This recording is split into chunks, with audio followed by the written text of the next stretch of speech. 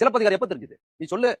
சிலப்பதிகாரம் தமிழ் மக்களுக்கு சிலப்பதிகாரத்தை ஏன் நாங்கள் படிக்கவில்லையா? அந்த காலத்துல எல்லாம் இருக்குது. சாதாரண கிராமப்புற மக்களுக்கு மகாபாரதம் ராமாயணம் தெரிந்த மக்களுக்கு தமிழின் அடையாளம் சொல்லப்படுற சிலப்பதிகாரம் எப்போது தெரிந்தது? சாட்சி சொல்லு. எப்ப தெரிஞ்சது?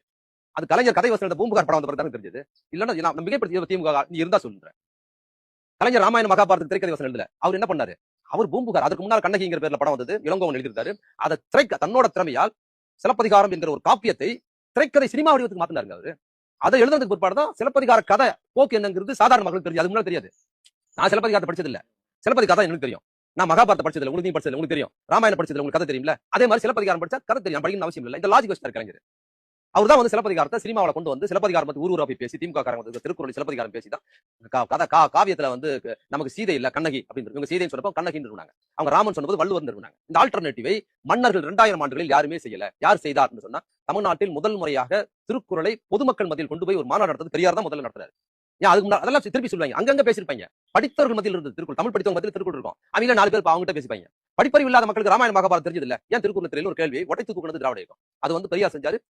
அதற்கு பிற்பாடு திமுக அதை செஞ்சது. இதுக்கு நடுவில் எதுவுமே இதோ நம் எதிரே நின்று எமை மீண்டும் தமிழகத்தில் எழிலுருவாய் உலவ விடுக என கட்டளை இடுகிறார்கள்.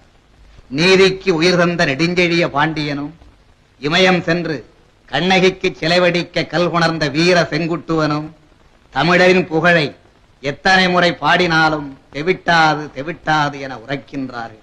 தமிழ் மீதுள்ள அன்பால் பற்றால் பாசத்தால் தமிழ் காத்து தமிழரின் நலங்காக்கும் தொண்டர்க்கு தொண்டனாகிய நான் மணங்கமழும் தமிழே மணங்கவரும் தாயே இன்ப மொழியே அன்பு விழியே உயிரான தமிழே உலகில் உயர்வான மொழியே உன்னை போற்றி புகழ்வதன்றி வேறுபணி எனக்கிலையே எனும் உற்சாக மிகுதியால் தித்திக்கும் தீந்தமிழ் சாரெடுத்து கற்பனை தேன் கலந்து கன்னித்தமிழ் காவியமாம் பூம்புகார் எனும் திரை ஓவியத்தை உங்கள் முன் படைக்கின்றேன்.